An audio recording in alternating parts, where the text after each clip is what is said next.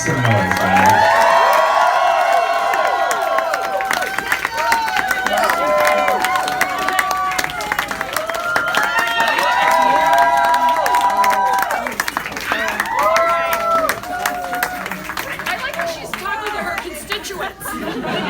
She's like talking to her fans.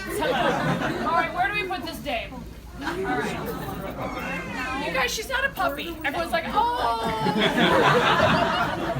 All right, let's get her situated. And now here's what's going to happen. I'm going to do a Q&A, and you're not going to disagree with one damn thing I said. I'm going to be charming, but I'll embellish a little bit when it comes to you. Okay. I might imply you drink, so just take it as well as the Kardashians. I will. All right. We're gonna get some shots for. But I might make a face. Yes. All right. We have to take professional Hollywood pictures because my mother's the real star. So I know my place. I'm just lucky to be her sidekick. Once again. I'm getting out of the way. Yeah. That's all right. I won't invite you back. That's okay. Having Maggie in that chair. Yeah, maybe if we could. That chair has a picture.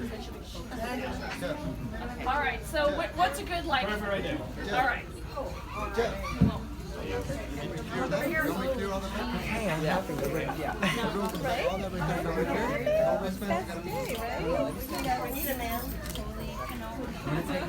Get it. The cover.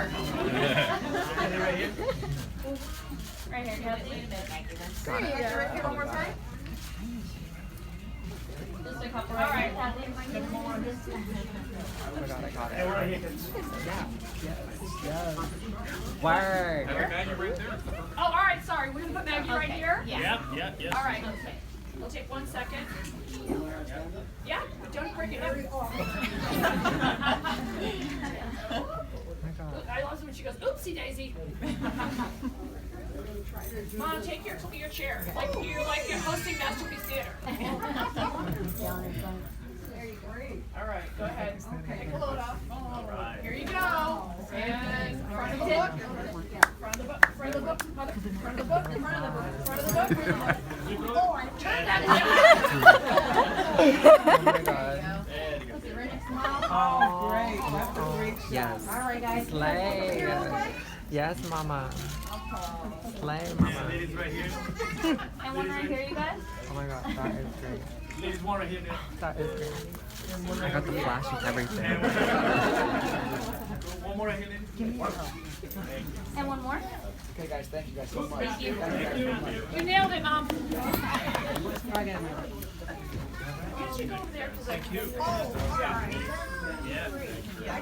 Well, I don't know. Do you want to? You guys want to hear what? She wants to be.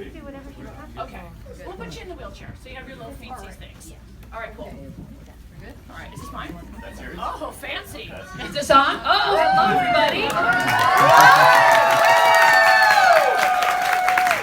right. So I don't know why, but I like to do these standing on the table. And here's why. Like, I always think, what if there's somebody from another department, like the DIY section or something, and they're like, I gotta laugh.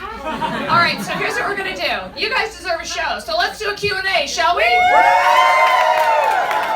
All right, cool. So as you know, we went around, we got some questions. The only reason we vet the questions is because there's always one person who's like, why did the chicken cross the road? So other than that, you don't have to hold back. But, oh my gosh, there's a baby here. I'm gonna curse. I might curse. The chances of me cursing are high. They're higher than like you get with Joyce Carol Oates, I'd say. Get it over with. Oh, fuck, hot pussy. All right, so there we go. I just cleaned the air a little bit with that way. All right, so first of all, I'm going to start with the Q&A, and I'm going to have my tour manager and much younger boyfriend, Randy, do it. Give it up. Thank you. More of a shy person, but we'll put him on the spot. All right, Randy, what's my first question? There were a lot of great questions out there, especially one. from that baby. One question is, are there any celebrities you regret not including in the book?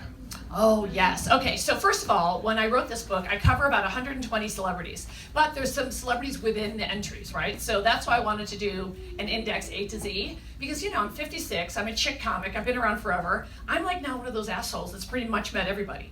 So I have a lot of run-ins and little snippets that I just have never told in my act, or they're more like little bites, right? So if you see my specials, and there's 23, there's a lot of specials. They're more sort of long rambling stories, and so this book is collection of like 500 word pieces or 750 or 1,000 or something.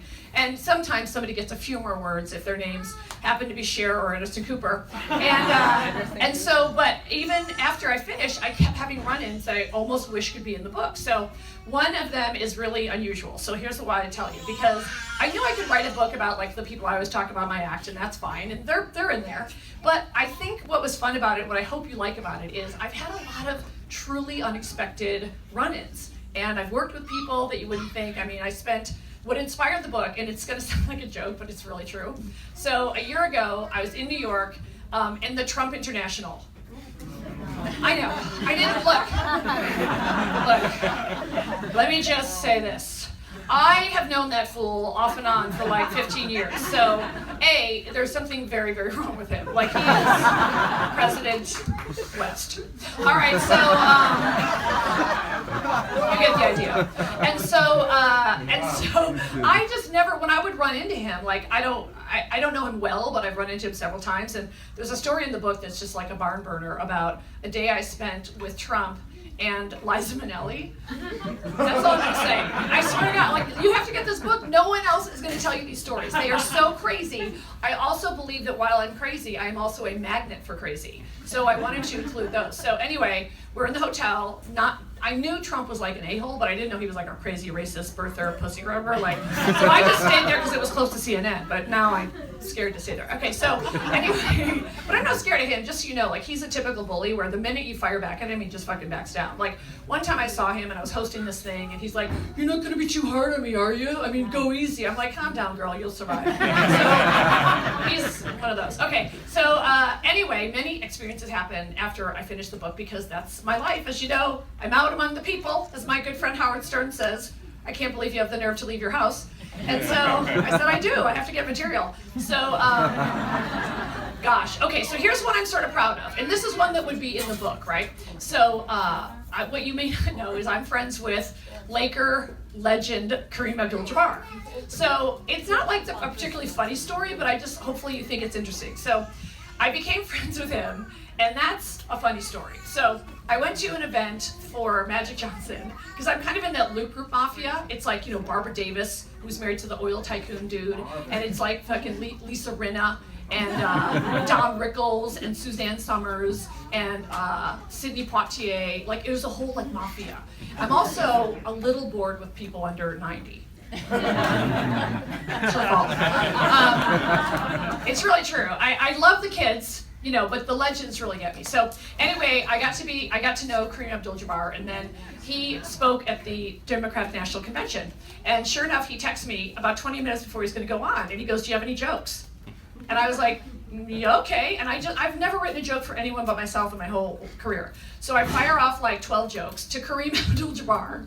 Because I know when you think, who's writing comedy for Kareem Abdul-Jabbar? It's Maggie Griffin. Toast jelly. Anyway, so I wrote him a bunch of jokes, and then he wrote back and he's like, "I think this one would work." And he did it. And I was so excited because I was just at home.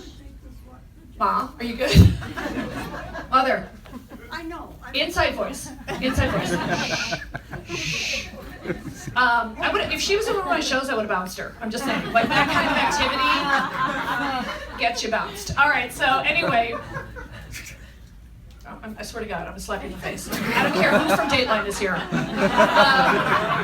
Oh, those are the days. No, you beat up your relatives and Dateline wouldn't catch you. No, but anyway, so I fire off a bunch of jokes to Kareem, and then he says, "I might use this one." And I said, "I'm so glad you picked the one that's like the safest," because obviously some of the ones I sent him were not really appropriate for someone who just got the Medal of Freedom. And so he went out there, and it was right. By the way, he went on right before the Khan family. So it was like a moment, right? So he goes out there and he goes, "Hi, my name is Michael Jordan and I'm with her."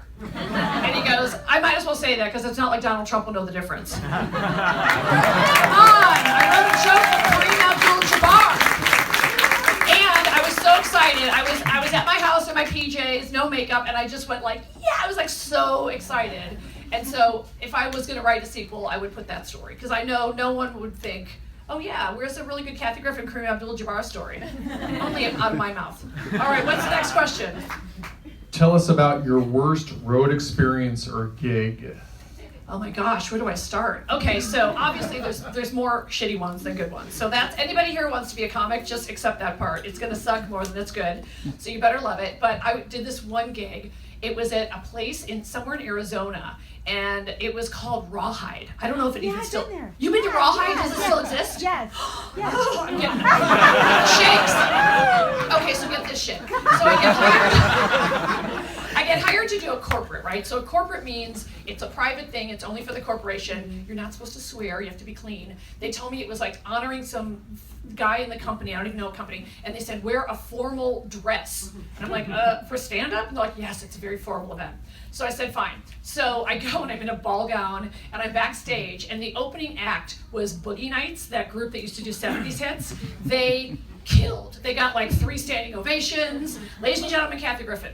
I go out there and I see that Rawhide is in fact a giant barn for families. There's sawdust on the floor, strollers, there's like a churro stand. And I am contracted to do 60 minutes of comedy or else you don't get the check.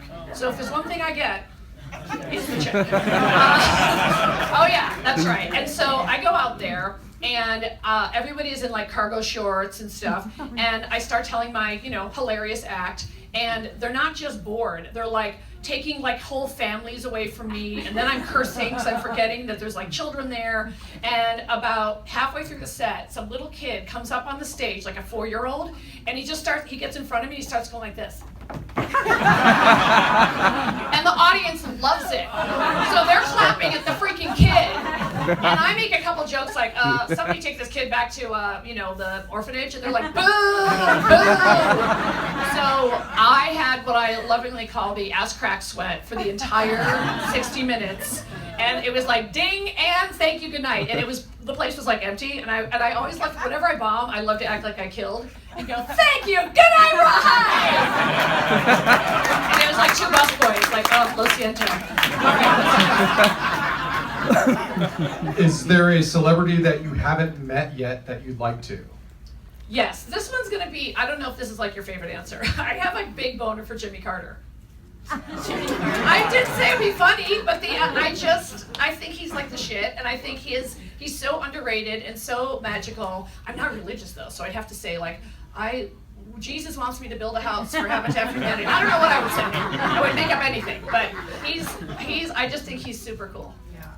Who is the biggest douche you've ever met? Oh, Demi Lovato. That's pretty easy.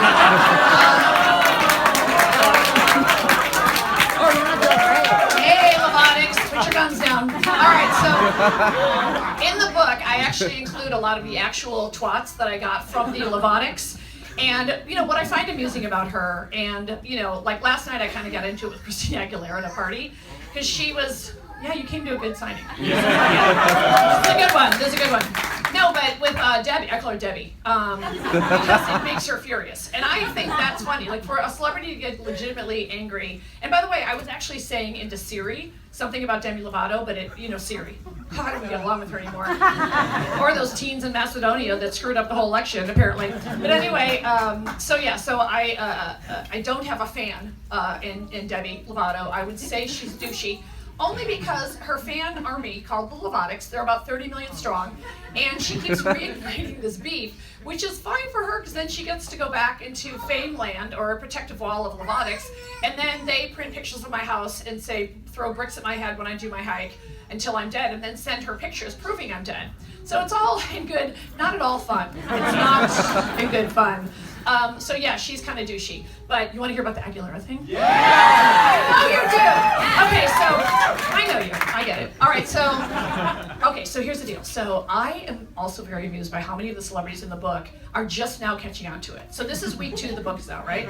All of a sudden I'm getting all these calls from, here's the thing about celebrities, they're so stupid and lazy they won't even read. So you get calls from their people asking if it's true.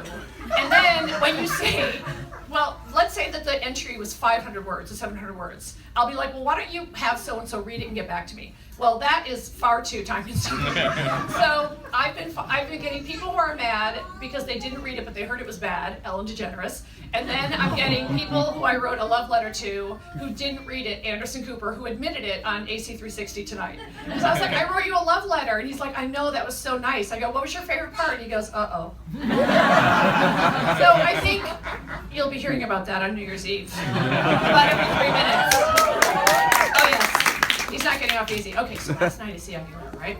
So I wrote a story in there about her, and actually several of the stories I'm proud of are celebrities that I could finally sort of bring around, because one thing I love about the great Don Rickles, and I very much missed about my good pal Joan Rivers, of course, was I got to actually witness how I personally saw a lot of celebrities go from not getting Joan at all and not digging her, and then at the end, oh my God, she's amazing, she's American treasure, I love her. So I know that can't happen.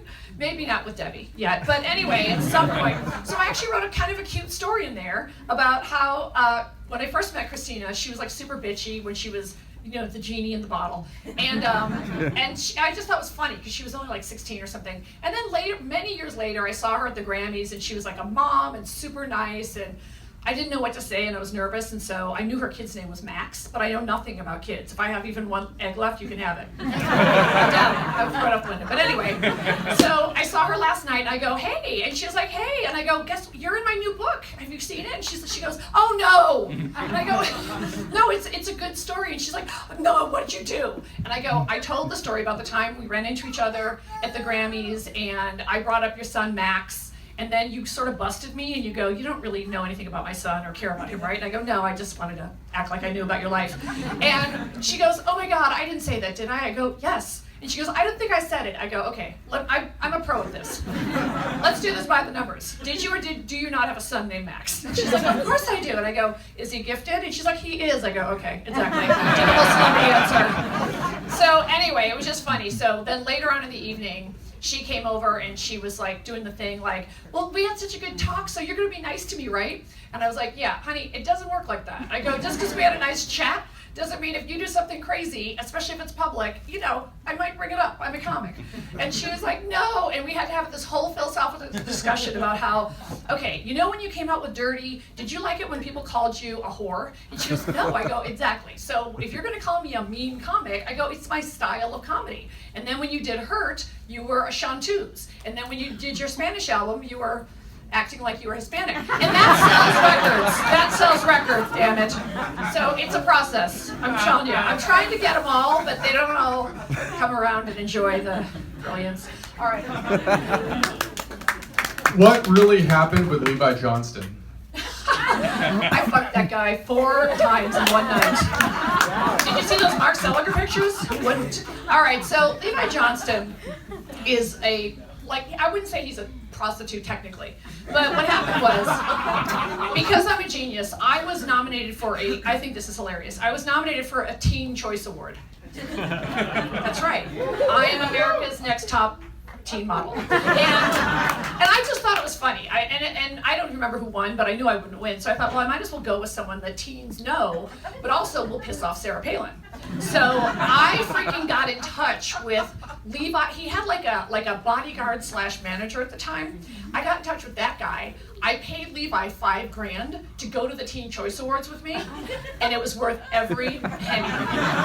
First of all, I hid him in a hotel for a night, and I was like, don't go to any parties, and don't be doing that MDMA or whatever you kids are on. And I don't know what he was doing, but I had to keep him on a short leash. And I was like, no clubs, no parties, and don't call that Bristol, it's over. And he told me some good Sarah Palin stories, which was great. And by the way, it takes like a half a beer before you fucking acts like he's had roofies. And so anyway, but we went to the Teen Choice Awards together, and it was so funny because every time you went to either ET or Extra, they'd always be like, and we're here with comedian Maggie Griffin, and is that Levi Johnston? Yep, totally fucked him last night. Sure is. Next, so I actually never had intercourse with him. I'm just saying that to jack up the story a little bit, but I thought about it. Thank you for that. But never did, because there's only one Randy. And I was a virgin. It's only one Kathy. I was a virgin. It was hard that first night. I was scared. All right, we got time for 2 more questions. What are your plans for the holidays? Oh God, I was if she wasn't here, I would say avoid my family at all costs. She's right freaking here. No, I'm gonna be with Maggie. Right? Maggie, are you excited for Yeah, ask spending the Maggie what holidays she with thinks is Kathy? gonna happen. What do you think is going to happen with Kathy for Christmas? What's going to happen with Kathy for Christmas? What are your plans? I haven't thought too much about it yet. But I'd say if we have a week or a little more, so it'll be all right. Mom, be honest and tell him what happens when you come over and you spy on the neighbors. Like what? Ask her to tell the audience who I live next to now. Who does Kathy live next to? One of families very famous. Who are Pardon? they? Who are they?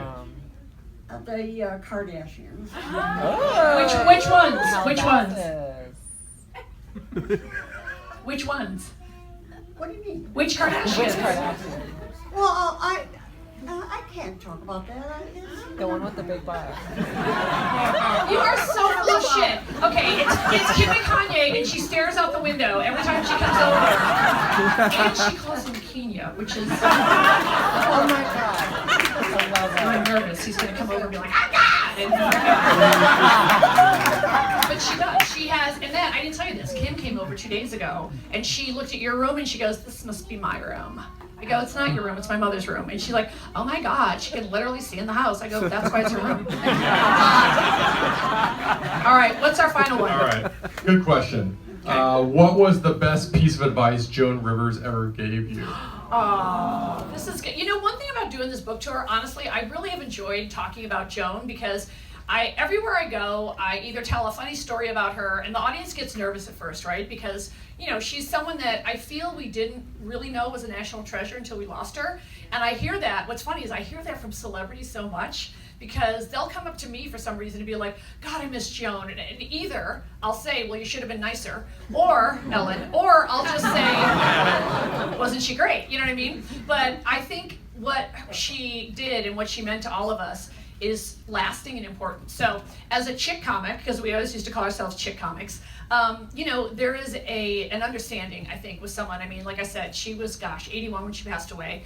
And they don't make them like that anymore. And what I mean by that is she was so fearless, so peerless, and you know, the night before she went into her coma, I don't know if you guys know this, but she did an hour of stand-up for free, just for the love of the game. So she was like a badass businesswoman, but also she couldn't stay away from the microphone. And she always had something to say, and if you guys saw a piece of work, it really showed how hard she worked.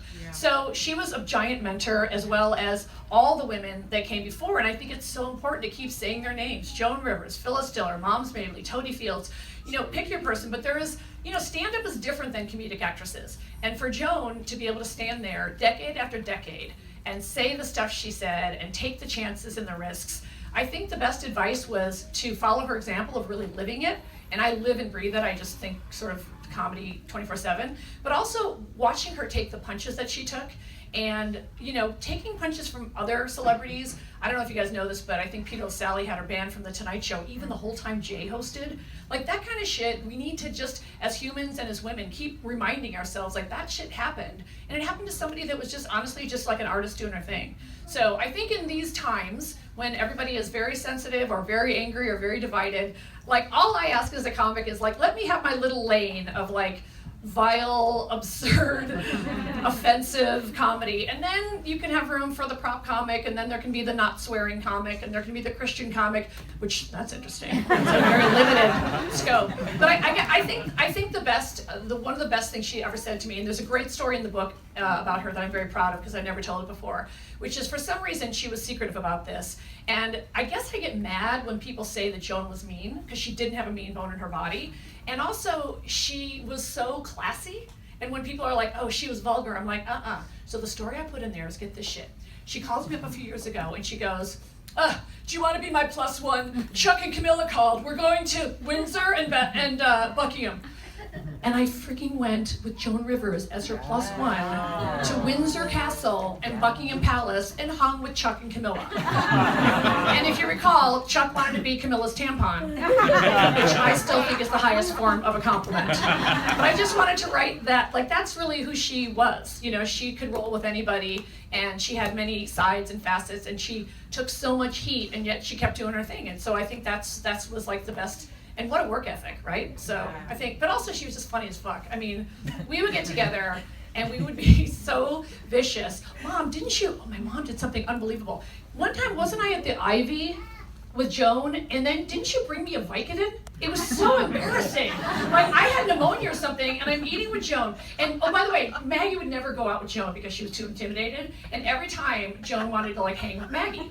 And then one time we were at the Ivy, and we're sitting there, and then Maggie walks in, and I'm like, oh God, what did I do? And so she comes in, and she's like, I know you're not feeling well, Kathleen. And she has it in a Kleenex. She goes, I brought you a Vicodin. Hey, whoa. No trouble here. I'll just take a Tylenol. And then Joan was like, do you have any more? So that's who she was. All right, should we start, people? Thank you for coming. Thank you. And please watch New Year's Eve with Anderson Cooper. And please come see me on tour next year in my 50 City Celebrity Run-Ins tour. Let's start. We'd like to thank Kathy for coming out and giving everybody a show tonight. If you got a free show in the back and you don't have a book, go